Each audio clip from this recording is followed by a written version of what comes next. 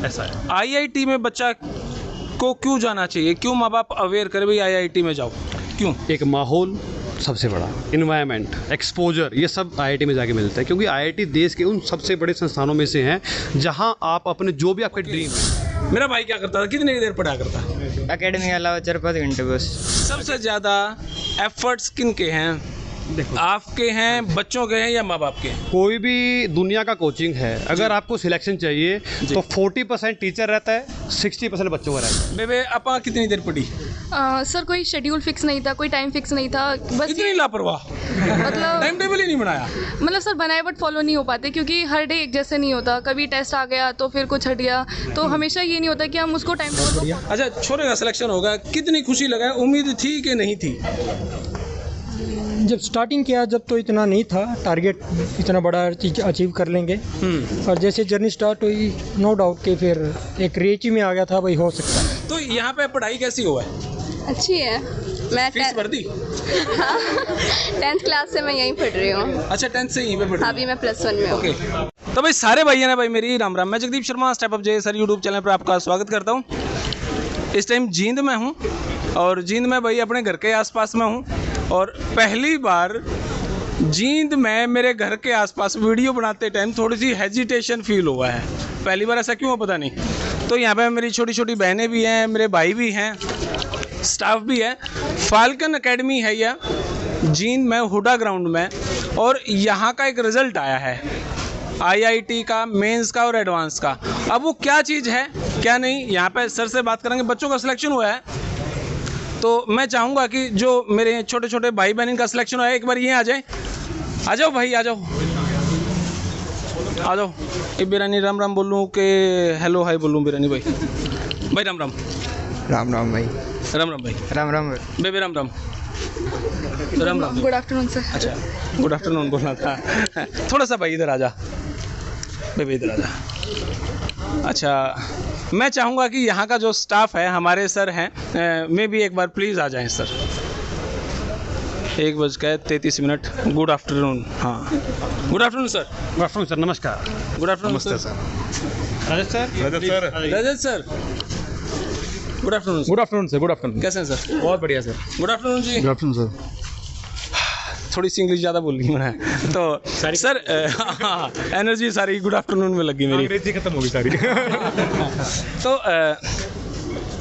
बच्चों का सिलेक्शन हो गया सर? जी बिल्कुल। और मेरे ख्याल से पूरी एकेडमी के लिए, बच्चों के लिए, और हौसला अफजाई इन बच्चों के लिए, माँ बाप के लिए, सबके लिए गर्व की बात है। जी बिल्कुल। सबसे ज़्यादा एफर्ट्स किन के हैं?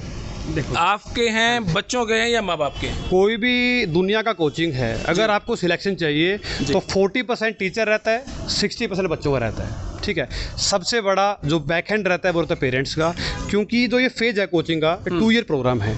इसमें कभी बच्चा अप भी रहता है, कभी डाउन भी जाएगा, फिर अप आएगा। वहाँ रोल रहता है पेरेंट्स का। पेरेंट्स को अगर अपने बच्चे के ऊपर कॉन्फिडेंस है, मैं तो कहता हूँ उसको सपोर्ट करना चाहिए, क्योंकि कोई ना बेटा अगर आज कम आए तो कल को आपके अच्छे भी आएंगे। ठीक है ना। ये उन बच्चों में से है शुरुआत में जिन्होंने बहुत ही डाउन भी देखे हैं। तो फर्स्ट टाइम एग्ज़ाम दिया होगा, किसी के 60 मार्क्स भी आए होंगे, 70, और आज यही बच्चे 225 मार्क्स ले बैठे हैं। तो मैं आपको बताना चाहूँगा कि हमारा जो आज रिज़ल्ट आया है वो आईआईटी मेंस और आईआईटी एडवांस। पहले मेंस का जो एग्ज़ाम होता है वो देश के 8.5 लाख लोग देते हैं। ठीक है ना।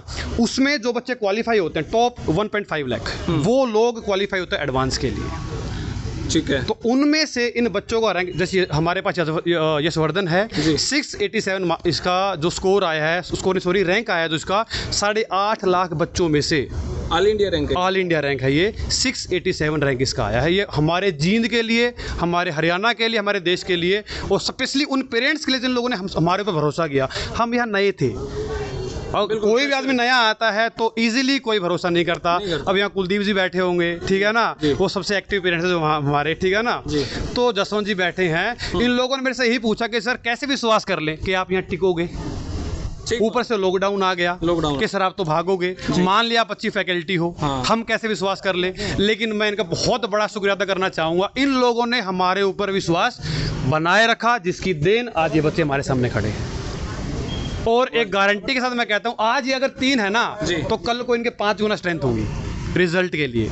तो हम चाहते हैं जींद को एक एजुकेशन सिटी बनाना, और यहाँ रिजल्ट क्रिएट करेंगे तो लोगों में कंपटीशन होगा। मतलब मिनी मुखर्जी नगर बन जाएगा ये। बिल्कुल बिल्कुल बिल्कुल, क्योंकि मैं चाहता हूँ ना लोग यहाँ ऐसा मानने लगे जींद में तैयारी होती है, ठीक है ना।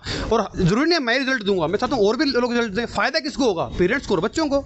रिजल्ट निकलेंगे तो ये जींद से अच्छे एक एजुकेशन सिटी बनेगी जींद, मैं ये चाहता क्या बात। रजत भाई जी, मैं आपसे एक बात जानना चाहूँगा। हाँ सर बताइए। आज 3 बच्चों का सिलेक्शन हुआ, हाँ। नेक्स्ट टाइम 15 का हो जाएगा, 50 का भी होगा। ये कंपटीशन जैसे जैसे बढ़ेगा आपकी चिंताएं भी बढ़ेंगी, क्योंकि और भी अड़ोस पड़ोस में बहुत सारी एकेडमी है। बिल्कुल। कैसे मैनेज करोगे इतने बर्डन में?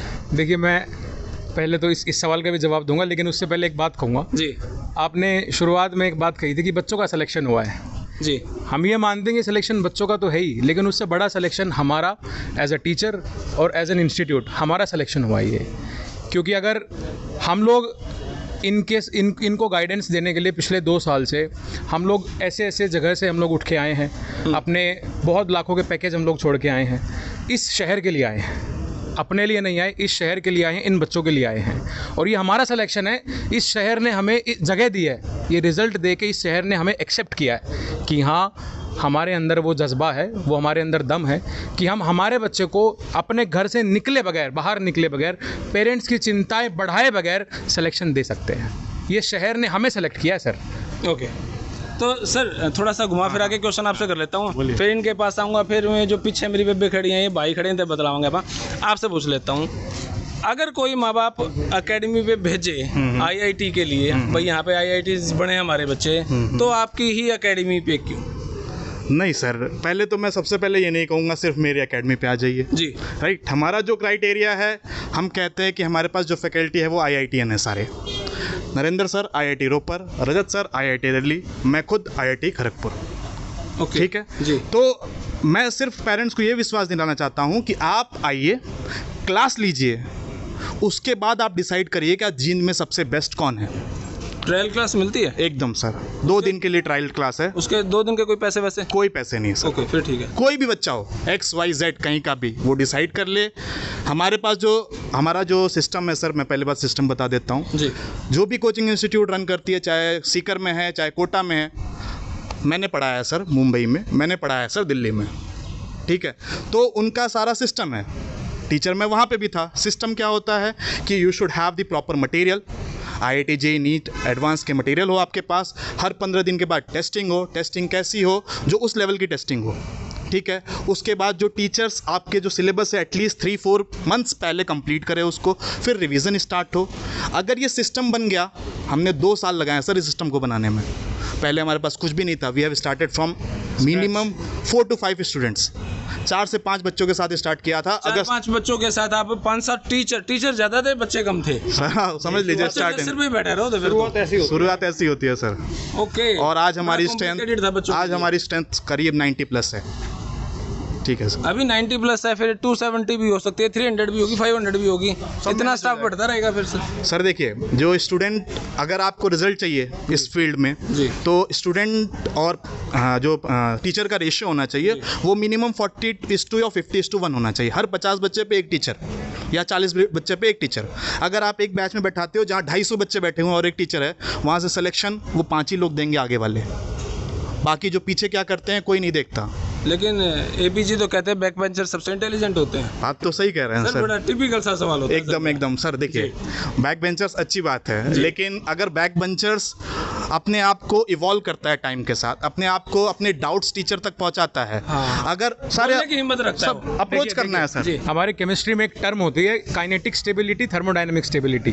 काइनेटिक स्टेबिलिटी होती है थोड़े समय के लिए और थर्मोडायनेमिक स्टेबिलिटी होती है लंबे समय के लिए। तो जो आप बैक बेंचर्स की बात कर रहे हैं ना, वो थर्मोडायनेमिक स्टेबल हैं। ओके, हाँ। और जो हमारे आगे वाले बच्चे होते हैं वो काइनेटिक स्टेबिलिटी होती है उनकी। अभी बेइज्जती है, ठीक है, तो समझ लेना भाई। ये मैंने इसलिए बोला अपने बच्चे जो हैं वो सब समझ गए होंगे इस बात को। और आपने एक सवाल पूछा था, मैं उसका जवाब दे देता हूँ कि जब बच्चे बढ़ेंगे तो वो कैसे हैंडलिंग होगी। देखिए, जब चीज़ें बढ़ती हैं ये प्रोग्रेस की तरफ इशारा करती हैं, और जहाँ टेक्नोलॉजी होती है वहाँ पे डिपेंडेंस कम होती है। तो हम लोग हमारे पास आज हमारे पास 100 बच्चे के आसपास है, कल अगर 200 होंगे 300 होंगे, we are perfectly ready for every situation. आप सबके लिए मेरा एक सवाल है, कोई भी एक जवाब दे दें उसका। उससे मेरे जैसे पेरेंट्स को, गार्जियन को बहुत सारी सहूलियत होगी अगर उसका जवाब है तो।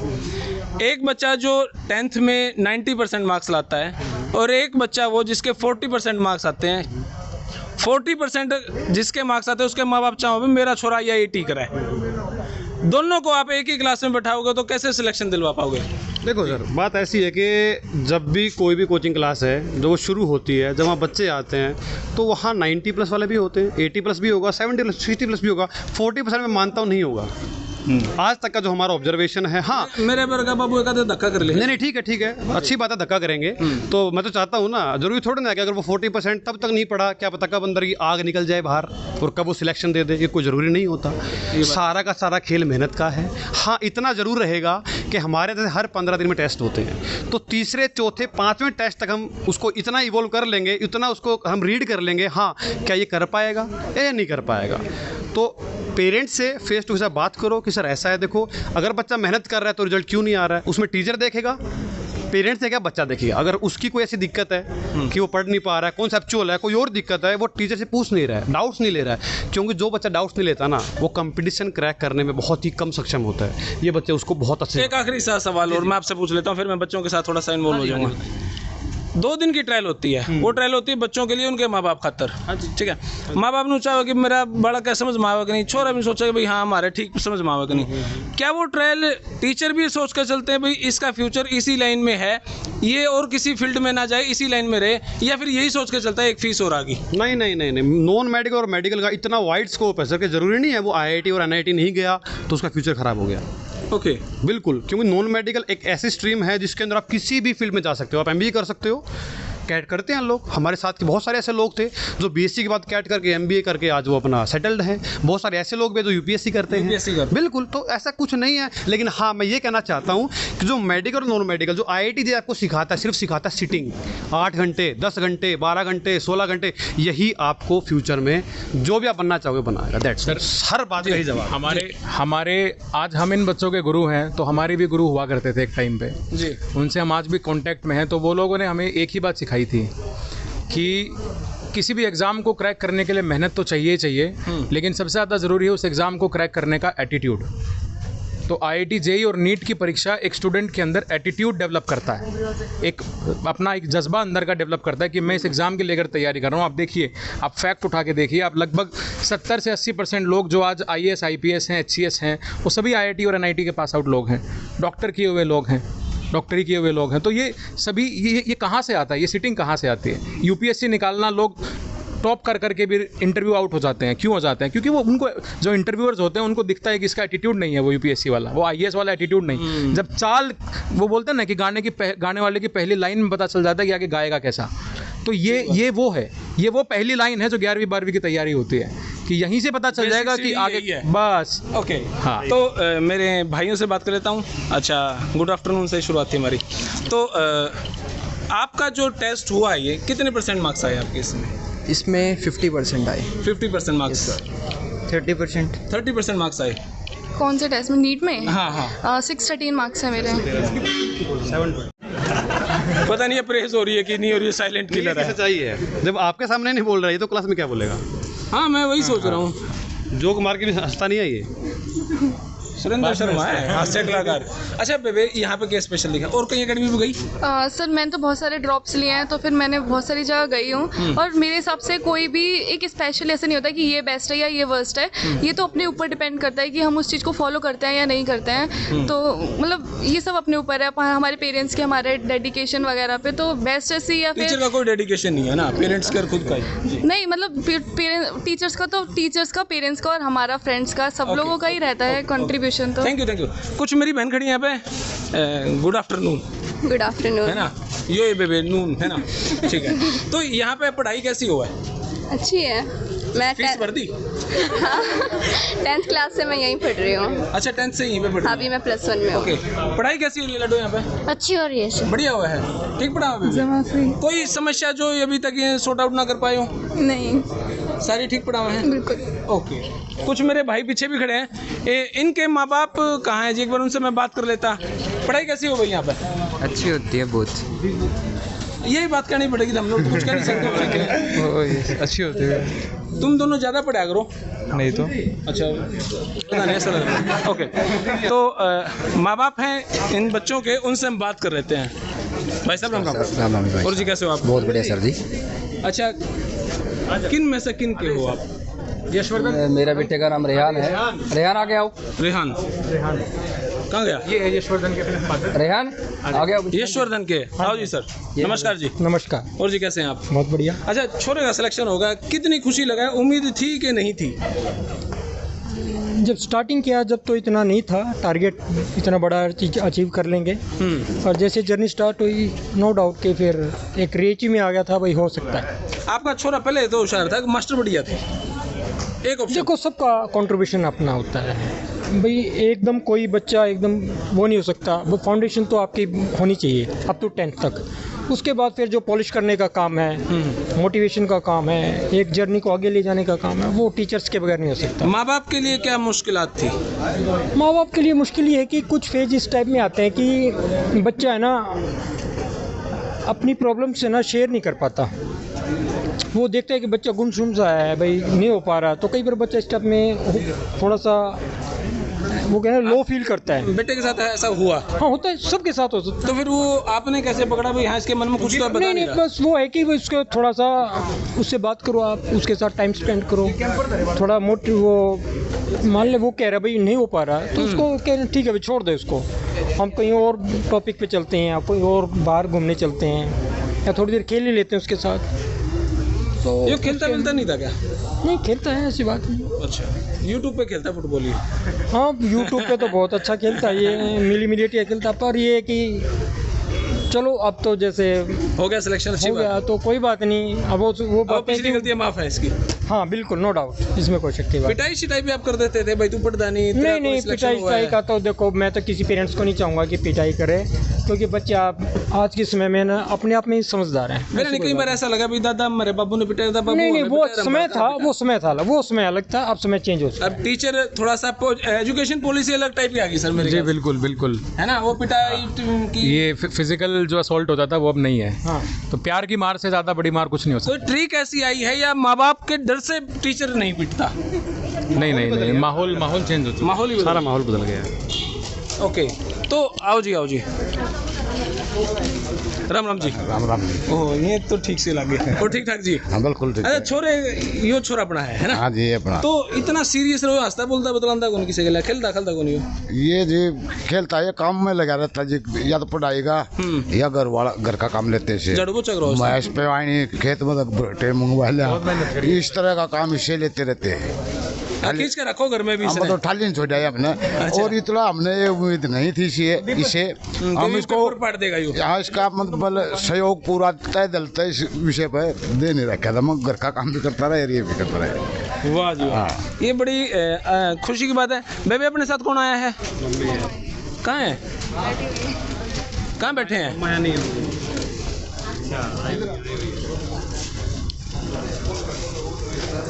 माता जी प्रणाम।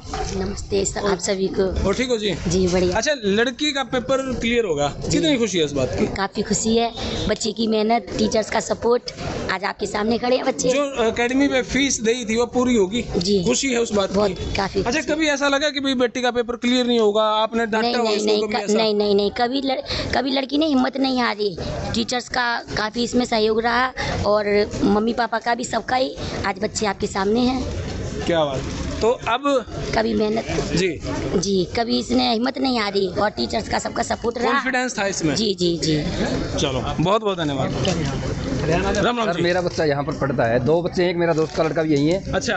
तो मैंने उनको पहले बोला था, बेटा वहाँ यहाँ डेमो क्लास देने के बाद यहाँ पढ़ना है या आपको कोटा पढ़ना है? हाँ। ये बोले पापा हमको कोटा जाके करना, कि आज जो माहौल यहाँ इतना अच्छा है, इन्वायरमेंट इतना अच्छा है, क्योंकि मैं एज ए फ्रेंडली रहता हूँ मेरे बेटे के साथ भी। और एक मेरा दोस्त का लड़का है करसिंधु गाँव से है, योगेश से आ गया हो भाई, उसका पापा मेरा क्लासमेट है। ओके, योगेश बेटा आ गया हो। चलो, कोई पानी पीने लग रहा है, पीने दो बेचारे, कोई बात। तो इन लड़कों से मैंने थोड़ा पूछा, तो यहाँ इन्वायरमेंट फ्रेंडली इन्वायरमेंट, और हम भी इनसे फ्रेंडली ही इन्वायरमेंट रखते हैं घर पे। तो ये बच्चे इतने जागरूक हैं, मतलब इनको अपने भविष्य का पता है भाई हमारे आपने क्लासेस कहाँ लेनी है। बच्चों से कहना पड़ा है पढ़ लो या बच्चे खुद पढ़ लो? बिल्कुल भी नहीं करना पड़ता सर, हमारे को अपने आप इनका खुद का ये है डिसीजन पढ़ने का। तो रजत जी, मैं आपसे एक बात जानना चाहूँगा, जब ऐसी मुश्किल पढ़ाई हमने जब देखा है तो एक टीचर ने ये कहा था कि उस बच्चे का पेपर क्लियर हो जाएगा जिसके माँ बाप को ये नहीं कहना पड़ता है, जिसके टीचर को ये नहीं कहना पड़ता बेटा किताब उठा ले।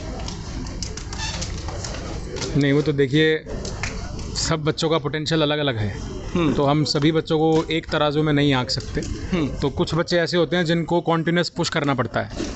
जैसे हमारे यहाँ एक बच्चा, उसका नाम भी पुष्कर है।